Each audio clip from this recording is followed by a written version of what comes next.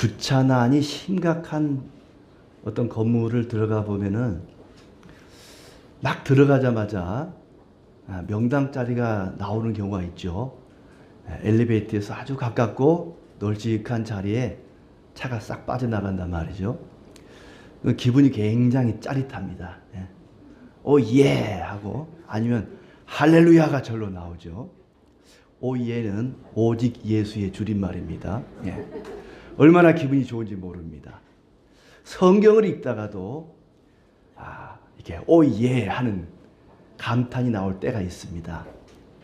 누가 기도했는데 하나님이 응답하셨더라, 이런 말씀을 읽으면은 할렐루야가 절로 나오죠. 오늘 9절에 보니까 사무엘이 하나님께 기도했는데 여호와께서 응답하셨더라, 이런 말씀이 나옵니다.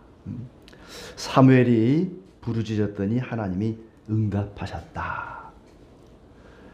사무엘서는 기도하는 어머니의 이야기로 시작이 됩니다. 엘가나의 부인이었던 한나가 아이를 갖지 못해서 하나님께 통곡하며 간절히 기도했더니 하나님께서 그녀에게 아이를 주셨고, 그 아이가 바로 사무엘입니다. 사무엘 역시 기도의 사람, 기도하는 사람이었습니다.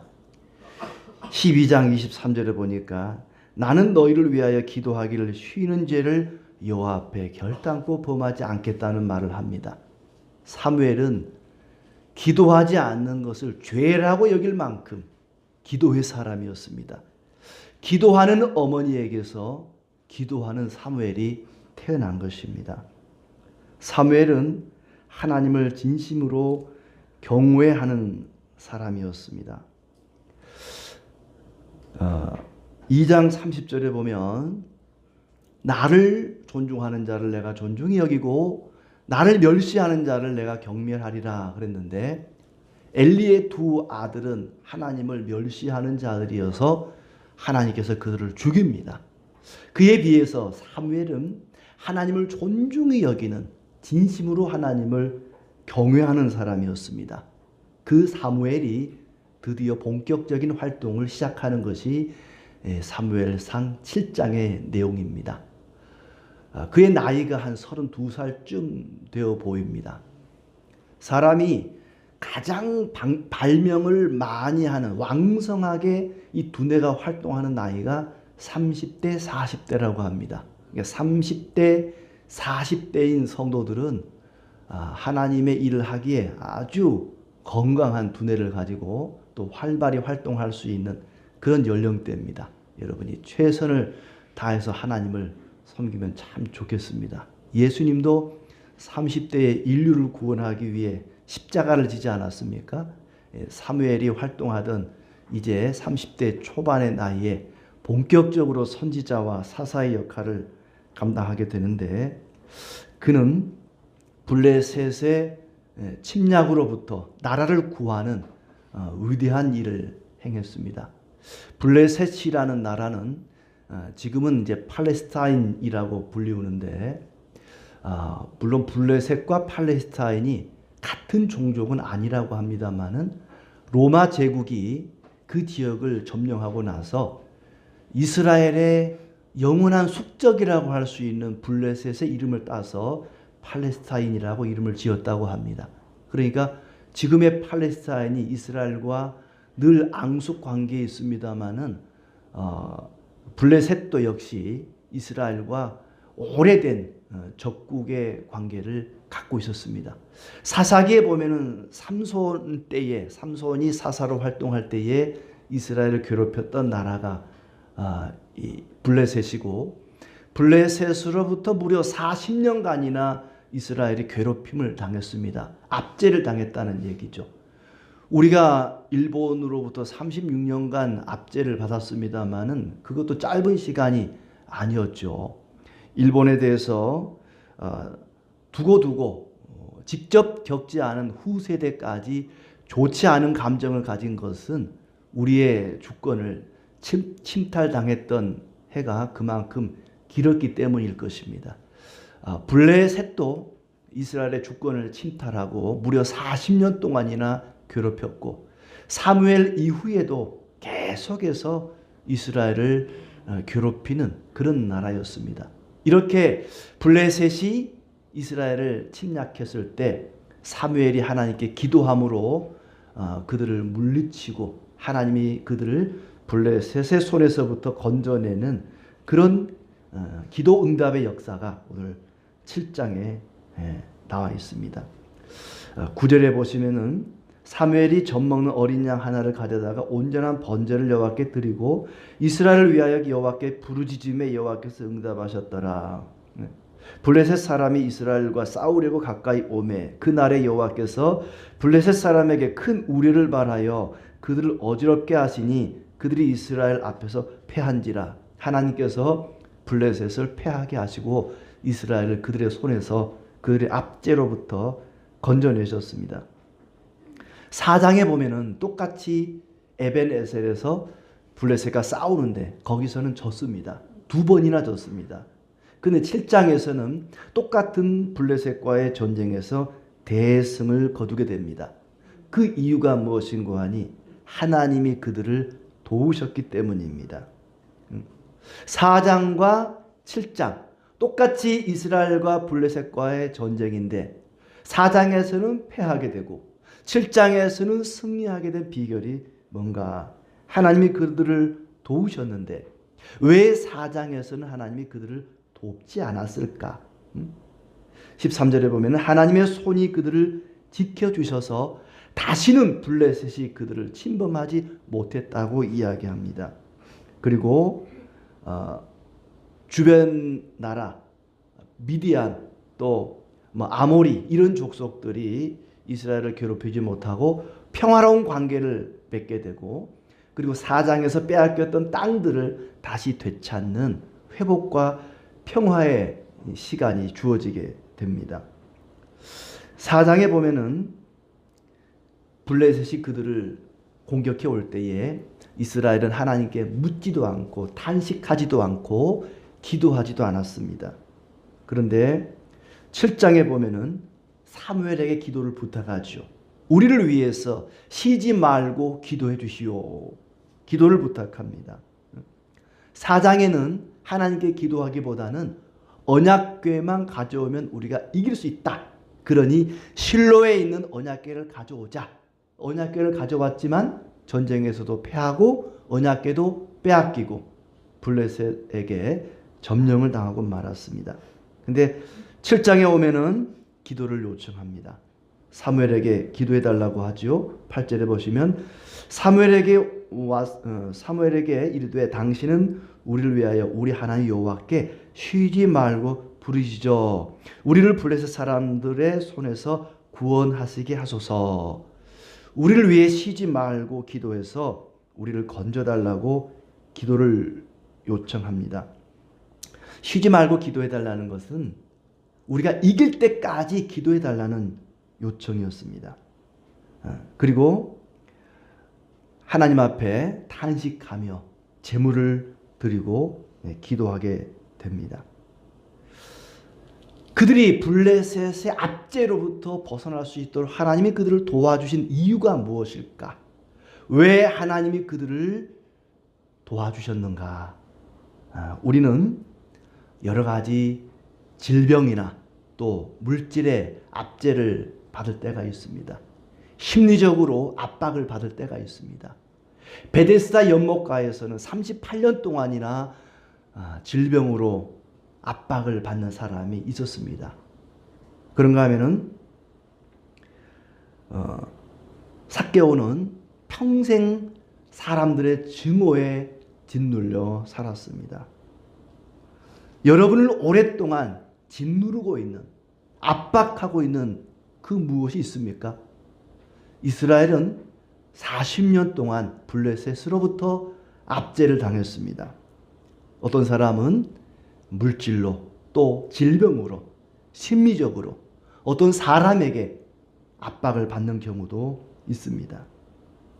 이렇게 어떤 것으로부터 짓눌림을 당하고 압제를 당하고 압박을 당할 때 하나님이 도와주셔서 그것으로부터 벗어날 수 있는 길이 무엇인가 하는 것입니다. 그들은 진심으로 회개했습니다.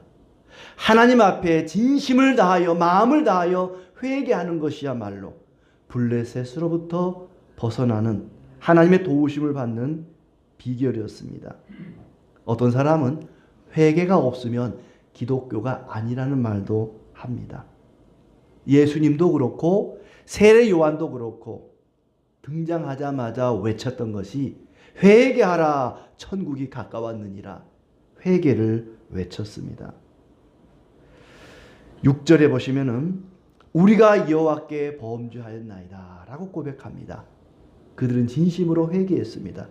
우리가 여호와께 범죄하였나이다. 블레셋 사람들의 전략을 살피거나 블레셋 군대의 약점을 살핀 것이 아니라 먼저 자기 자신들의 마음을 살폈습니다. 우리에게 무슨 죄가 있는가? 우리가 하나님 앞에 무엇을 잘못했는가? 자신들의 문제를 먼저 파악했던 것입니다. 응답받는 기도의 비결은 먼저 나 자신을 살피는 겁니다. 나의 마음을 바라보는 것입니다. 나에게 무슨 죄가 있는가 생각하는 것입니다. 구체적으로 6절에 보시면은 그들이 미스바에 모여 물을 길어 여호와 앞에 붓고 그날 종일 금식하고 거기에서 이르되 우리가 여호와께 범죄하였나이다 하니라. 물을 길어서 붓고 그랬습니다. 물을 길어와서 붓는다는 것은 나의 마음을 쏟아놓는다는 얘기입니다. 마치 물을 쏟아놓듯이 나의 마음의 모든 죄를 하나님 앞에 쏟아놓는 것입니다.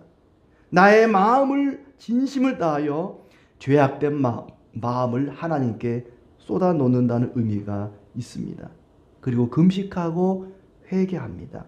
우리가 여호와께 범죄하였나이다. 이렇게 진심으로 회개할 때 하나님이 그들을 도와주셔서 블레셋의 압제로부터 건져주셨습니다. 구체적으로 그들이 어떻게 회개하는지를 오늘 함께 살펴보겠습니다. 먼저 모였습니다. 모이라고 외칩니다. 5절에 보시면은 사무엘이 이르되 온 이스라엘은 미스바로 모이라. 미스바로 모이라. 모여야 합니다. 회개하기 위해서는 우리가 함께 모여야 합니다. 물론 개인적으로 개별적으로 각자 골방에서도 회개 기도할 수 있습니다만은 민족적인 죄 앞에 우리 전체의 죄를 하나님께 뉘우치기 위해서는 함께 모여야 합니다. 모이라고 말합니다. 미스바로 모이라. 아마 그때까지 한 20년 동안 사무엘은 전국 각지를 돌아다니면서 말씀을 전했던 것 같아요. 가는 곳마다 모이라고 외쳤습니다. 몇 날, 몇 월, 며칠 날 미스바로 모이시오. 미스바는 이스라엘 전국 각지에서 모이기에 가장 적합한 장소였습니다. 가장 적절한 위치가 미스바였습니다. 미스바로 모이라. 일단 모여야 합니다. 교회는 모여야 교회가 됩니다.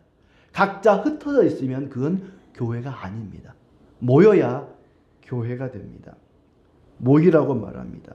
온 이스라엘은 미스바로 모이라. 그들이 모였다는 소식을 듣고 블레셋 군대가 쳐들어옵니다. 아마 이제 이스라엘을 지배하고 있었는데 이스라엘이 힘을 규합해서 군대를 일으켜 독립을 하려고 한다는 움직임을 포착한 것이 아닌가. 아니면 블레셋 사람들은 그런 것을 느꼈던 것 같아요. 야, 이 이스라엘 놈들이 한데 모여서 이제 우리를 물리치고 블레셋을 물리치고 독립을 하려고 하는가 보다. 그 전에 이놈들을 박살을 내놓자. 그리고 군대를 일으켜서 이스라엘을 미스바를 향해서 침략을 해왔던 것입니다. 그때 당시에 블레셋은 세계 최강의 전투력을 가진 아주 막강한 군대였습니다. 왜냐하면 철기 문화가 가장 발달했던 나라거든요. 아직 청동기에서 철기로 넘어가던 그런 시절에 이스라엘은 변변한 무기가 없습니다. 구리와 철이 부딪혔을 때 뭐가 이기겠습니까? 구리는 그냥 힘없이 부러지고 끊어지지 않겠습니까? 근데 블레셋은 아주 막강한 철기 무기로 무장한 그런 무시무시한 군대였습니다. 보병과 이 공군 전투기가 맞붙으면 누가 이기겠습니까? 그 정도의 어떤 비율을 가지고 있는 그런 상황이었습니다. 그러니 미스바에 모여 있는 이스라엘 사람들이 두려울 수밖에 없죠. 그들이 두려웠다고 이야기합니다. 블레셋이 쳐들어온다는 이야기를 듣고 이스라엘은 두려워합니다. 7절에 보시면 이스라엘 자손이 미스바에 모였다 함을 블레셋 사람이 듣고 그들의 방백들이 이스라엘을 치러 온지라. 이스라엘 자손들이 듣고 블레셋 사람들을 두려웠습니다. 두려울 수밖에 없죠. 과거의 전력이 있거든요. 그런데 블레셋 사람들은 가장 상황이 안 좋은 상황에서 지금 전쟁을 시작한 것입니다. 왜냐하면 하나님과 이스라엘 사이가 너무 좋거든요. 이스라엘과 하나님 사이가 화목하면 이스라엘이 이길 수밖에 없습니다. 이스라엘과 하나님 사이가 좋지 않을 때 쳐들어오면은 블레셋이 이길 수 있지만 하나님과 이스라엘 사이가 화목할 때 쳐들어오면 이스라엘을 당해낼 수가 없습니다. 그런데 지금 미스바에 모인 이스라엘 백성들은 하나님과의 사이가 좋아요, 안 좋아요? 너무 좋습니다. 그럴 때는 쳐들어오면 안 되는 가장 좋지 않은 상황에서 블레셋 사람들은 지금 침공을 감행했던 것입니다. 이스라엘 백성들이 제대로 신앙생활을 한번 해보려고 미스바에 모였습니다. 그런데 블레셋 군대가 쳐들어온 거예요. 사람이 꼭 제대로 신앙생활 한번 해보려고 그러면은 사탄이 방해를 합니다. 여태껏 신앙생활 게을리하다가 이제 내가 정신 차리고 신앙생활 한번 제대로 해보자 그러면 사탄이 우리를 공격해 옵니다. 예수님께서도 금식을 하고 났더니 40일 금식을 하고 났더니 마귀가 와서 유혹하지 않습니까? 신앙생활 제대로 하고 하나님을 바르게 섬기려 그러면은 만사 형통 좋은 일만 있는 게 아니라 꼭 어려운 일이 생겨요. 그게 이상한 게 아닙니다. 내가 신앙생활 잘 못해서 어려운 일 당하는 게 아닙니다. 내가 신앙생활 제대로 해보려 그러면은 꼭 마귀라는 놈이 우리를 유혹하고 괴롭히고 시험을 합니다. 욥을 보세요. 동방의 의인이었습니다.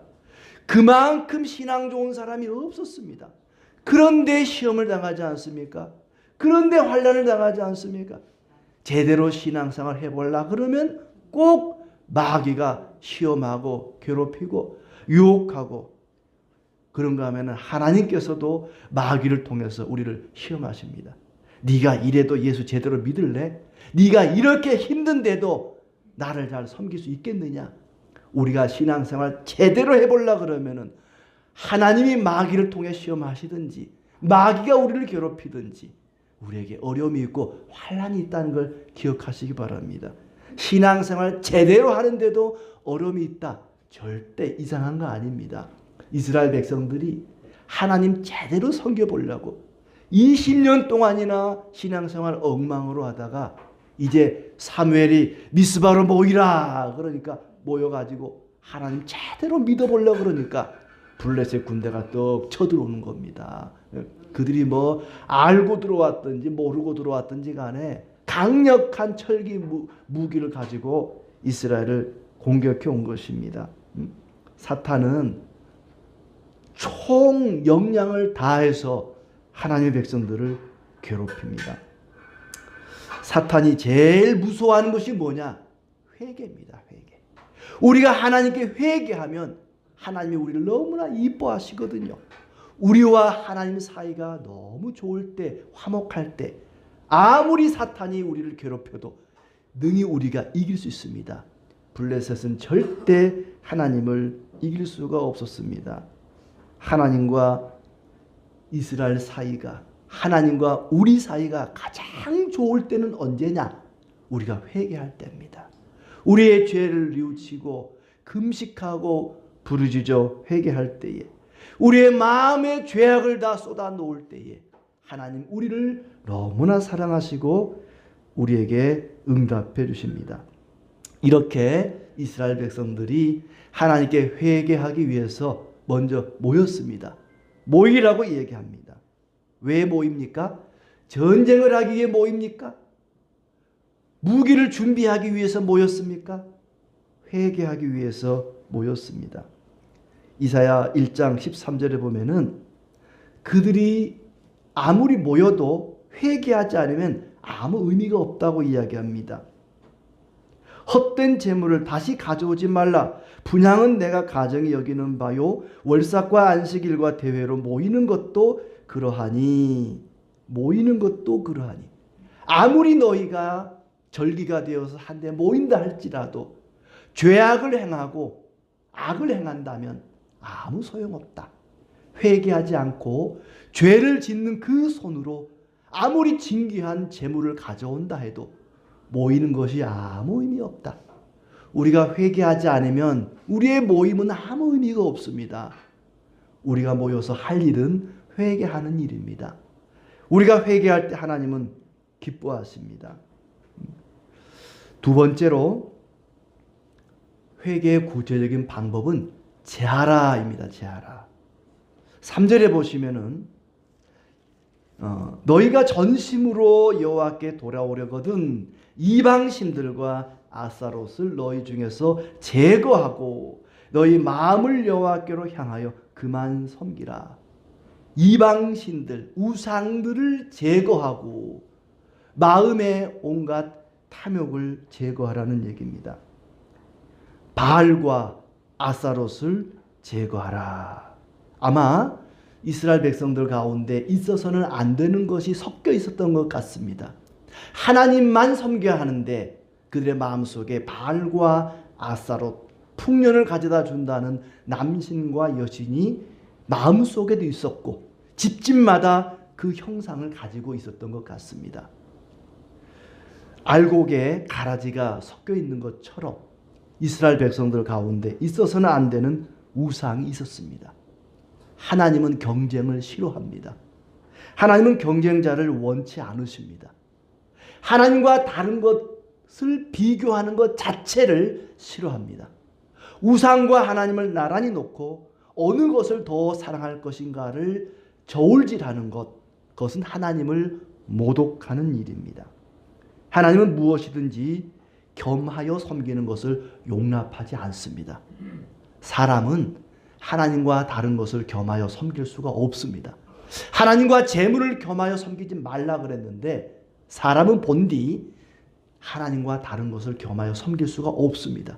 만약에 하나님과 재물을 겸하여 섬긴다면 그것은 겸하여 섬기는 것이 아니라 재물을 섬기는 것입니다. 하나님을 섬기는 것이 아닙니다.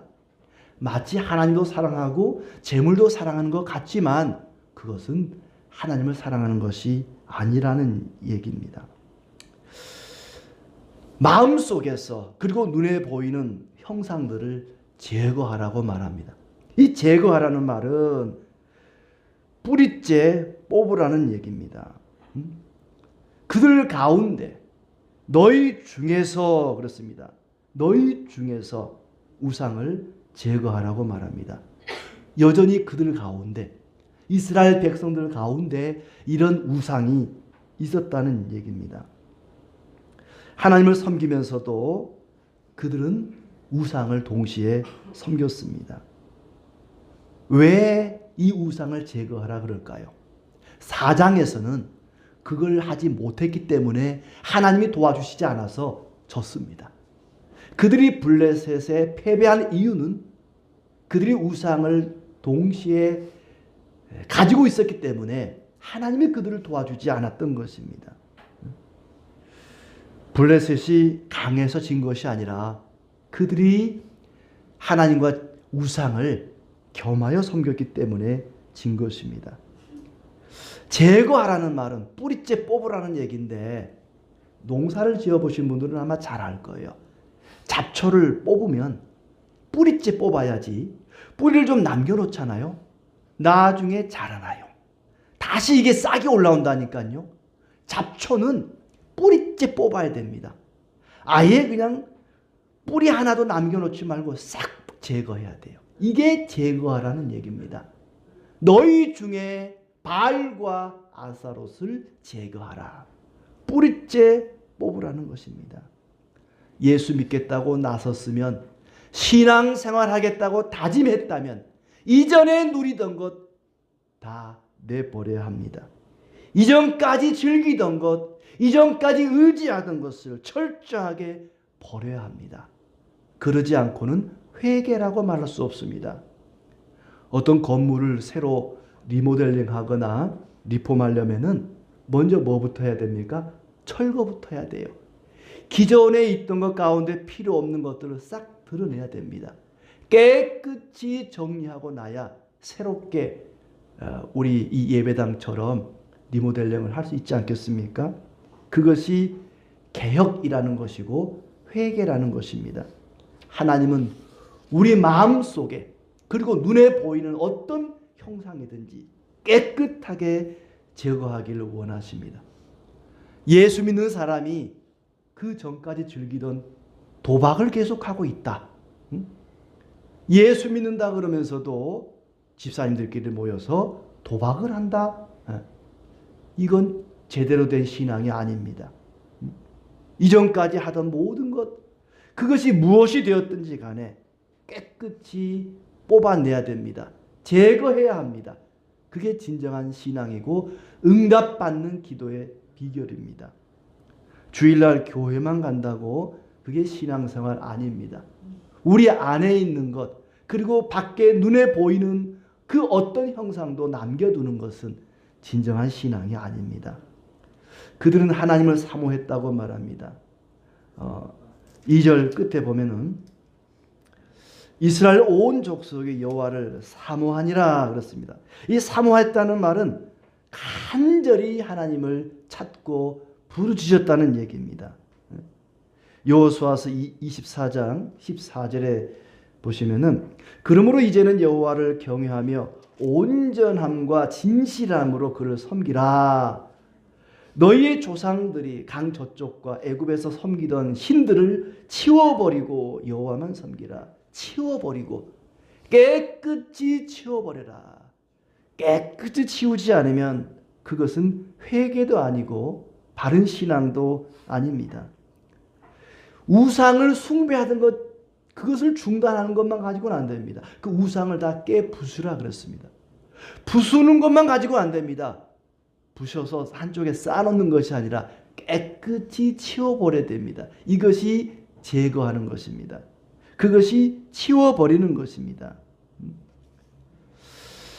우리 마음속에 어떤 탐욕과 시기 질투와 예수 믿기 이전에 온갖 죄악된 마음이 있다면 그것을 깨끗이 버려야 합니다. 기도 응답받기를 원한다면 죄악된 마음을 버려야 합니다. 우리를 주께서 구했으니 이전에 행하던 악한 일과 더럽고 추하고 더러운 모든 죄를 온전히 버렸네. 온전히 버렸네. 온전히 버려야 합니다. 이게 제거하는 것입니다.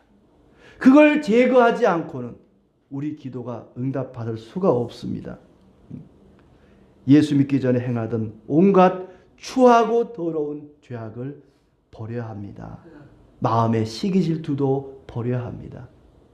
배고픈 것은 참아도 배 아픈 것은 못 참는다고 남이 잘 되는 꼴을 못 보는 그런 사람이 있는데 예수 믿고 나서도 그런 사람이 있습니다. 그러면 안 됩니다. 그런 시기 질투하는 마음까지도 버려야 합니다. 얼굴에 기미 주근깨만 제거할 것이 아니라 마음속에 있는 온갖 탐심을, 죄악을 제거하시기 바랍니다. 세 번째는 향하라 그렇습니다. 3절에 나온 대로 너희 마음을 여호와께로 향하여, 우리의 마음을 하나님께로 향하는 것입니다. 마음을 여호와께로 향하라. 출애굽기 17장에 보면은 모세가 아말렉과의 전쟁에서 손을 들고 기도하지 않습니까? 아론과 홀이 양옆에서 손이 내려오지 않도록 붙잡아 줍니다. 손을 높이 든다는 것은 하나님을 향하는 것입니다. 하나님을 향할 때 그 회개 기도를 들어주셨습니다. 하나님은 온전한 마음을 원하십니다. 향한다는 말은 확고히 정한다는 얘기입니다. 시편 57편 7절에 보시면 하나님이여 내 마음이 확정되었고 내 마음이 확정되었사오니 마음을 확정하는 것, 그것이 하나님을 향하는 것입니다. 그들은 마음을 하나님께로 향하였습니다. 전심으로 그만을 섬기라. 그만 섬기라. 그만 섬기라는 말은 스탑, 그만 섬기라는 게 아닙니다. 그분만을 섬기라는 얘기입니다. 그들은 언약궤만 있으면 이길 줄 알았습니다. 4장에서는. 그러나 이기지 못했습니다. 왜냐하면 언약궤는 있었는데 마음이 하나님께 향하지 못했거든요. 하나님이 가장 주목하는 것은 우리의 마음입니다. 하나님의 백성인데 마음이 하나님께 떠나 있는 사람들이 있습니다.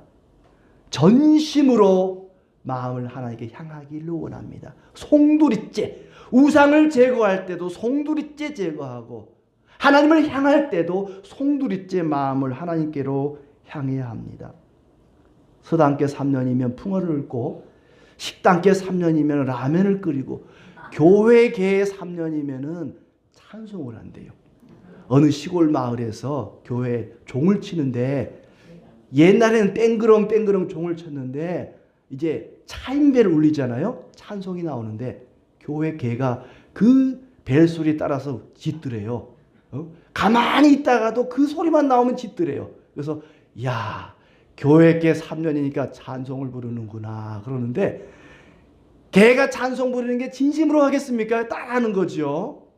여러분 개처럼 개 찬송하면 안 됩니다. 찬송을 하려면 진심으로 해야지 따라서만 하는 찬송, 그건 마음이 없는 찬송입니다. 우리가 하나님께 찬송을 하든 기도를 하든 예배를 하든 마음을 다하여 전심으로 송두리째 하나님을 향하여 기도해야 합니다. 그럴 때 하나님께서 우리의 기도를 들으시고 응답해 주십니다. 역대하 16장 9절 말씀에 여호와의 눈은 온 땅을 두루 감찰하사 전심으로 자기에게 향하는 자들을 위하여 능력을 베푸시나니, 전심으로 자기를 향하는 자들에게 하나님이 능력을 베풀어 주신답니다. 우리의 마음을 전심으로 송두리째 하나님께 향하시기를 바랍니다. 전쟁은 군대의 숫자나 무기에 달린 것이 아니라 하나님이 함께 할 때 이길 수 있었습니다. 우리 기도 응답 비결은 쓰리고가 필요합니다. 쓰리고. 뭡니까?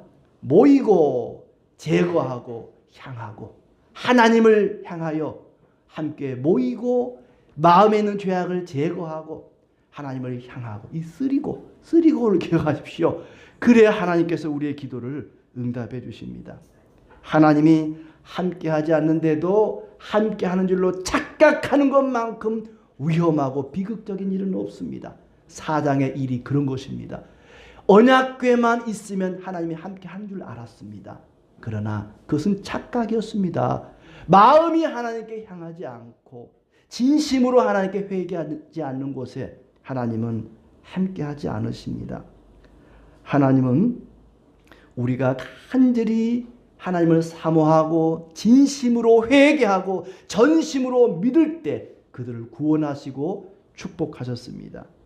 20년 동안이나 언약궤가 방치되어 있었습니다.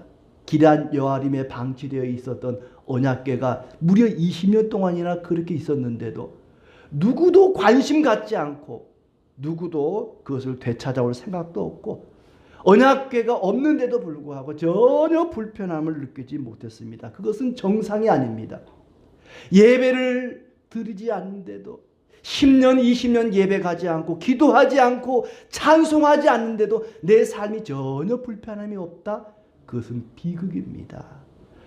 불편한 것이 꼭 나쁜 것만은 아닙니다. 드디어 자신들의 처지를 생각하고 사모했다고 말합니다. 하나님께 관심을 갖고 언약궤에 관심을 갖게 되었다는 것입니다. 그것은 하나님의 은혜입니다. 성령의 역사입니다. 오랫동안 예배 생활을 게을리했다가 마음속에 예배를 사모하는 마음, 주님을 사모하는 마음이 생겼다면 그것은 하나님의 은혜요 성령의 역사입니다. 근데 그것이 그냥 주어진 것이 아닙니다. 3장 끝부터 4장 1절까지 보면은 사무엘이 그 20년 동안 하나님 말씀을 전해왔습니다. 사람들이 사무엘을 하나님의 선지자로 여겼고 사무엘이 하는 말이 단 한마디도 땅에 떨어지지 않았다고 얘기합니다. 사무엘이 부지런히 하나님 말씀을 전할 때에 백성들의 마음속에 언약궤를 사모하는 마음, 간절히 하나님을 사모하는 마음이 들었던 것입니다. 그리고 사무엘은 하나님께 기도하기에 앞서서 희생 제사를 먼저 드렸습니다. 젖먹는 어린 양 한 마리를 데려다가 온전한 번제를 하나님께 드렸습니다. 피 흘림이 없으면 죄 사함이 없기 때문에 회개 기도 앞서서 먼저 희생 제물을 드렸던 것입니다. 우리는 그럴 필요가 없습니다. 왜냐하면 하나님의 어린 양 예수 그리스도께서 우리를 위해 희생 제물이 되셨기 때문입니다. 우리는 그 예수님을 믿음으로 기도하면 하나님과 우리 사이를 가로막고 있던 장벽이 무너지고 하나님께서 우리의 기도를 들으십니다. 마치 그 어린 양을 온전히 태워 그 연기를 하늘로 올려드린 것처럼 사무엘의 기도가 하늘에 닿았던 것입니다.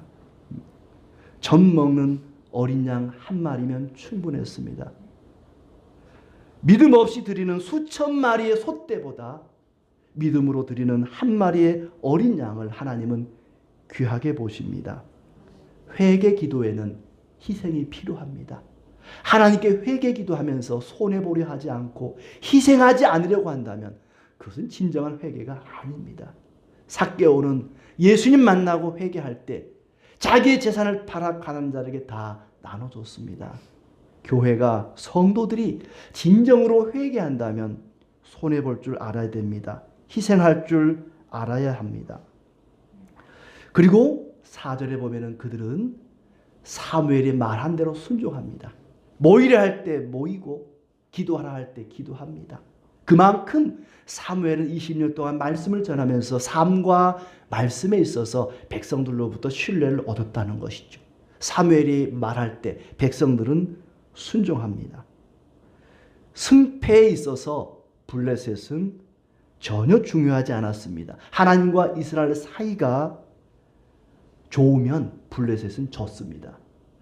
하나님과 이스라엘 사이가 좋지 않을 때 블레셋은 이겼습니다. 그리고 전쟁 승리 끝에 그곳에 돌을 세우고 하나님이 여기까지 우리를 도우셨습니다 하고 도움의 돌이라는 뜻의 에벤에셀이라고 이름을 붙였습니다. 4장에서는 에벤에셀에서 전쟁에 패했습니다마는 7장에서는 전쟁에 승리하고 나서 돌을 세우고 그 돌의 이름을 도움의 돌 에벤에셀이라고 지었습니다. 장소가 중요한 것은 아닙니다. 우리가 참된 믿음과 온전한 마음으로 순종하면 그곳이 바로 에벤에셀입니다. 그곳에 거룩하신 하나님의 영광이 임재하실 것입니다. 사무엘이 사는 날 동안 13절 보시면 사무엘이 사는 날 동안 블레셋 사람들이 그들을 침략하지 못하도록 하나님이 막아주셨습니다. 사무엘이 사는 날 동안. 그러나 예수 그리스도의 십자가 죽음은 영원히 우리를 사탄의 공격으로부터 막아주십니다. 사무엘의 희생 제사와 기도가 그가 사는 날 동안 대적들을 막아줬다면 예수님의 희생 제물 되심과 예수님의 우리를 위한 중보 기도는 사탄의 공격으로부터 우리를 영원히 막아주십니다. 에베네셀, 하나님께서 여기까지 우리를 도우셨습니다. 그런 뜻입니다. 그러나 우리가 예수 그리스도를 믿을 때 진실한 믿음과 참된 마음으로 온전히 주님을 사모하고 회개하며 기도할 때 여기까지가 아니라 영원까지 우리를 지켜주시고 함께 해주실 것입니다. 히브리서 10장 21절부터 25절 말씀에 참 마음과 온전한 믿음으로 모이기에 힘쓰라 말씀하셨습니다.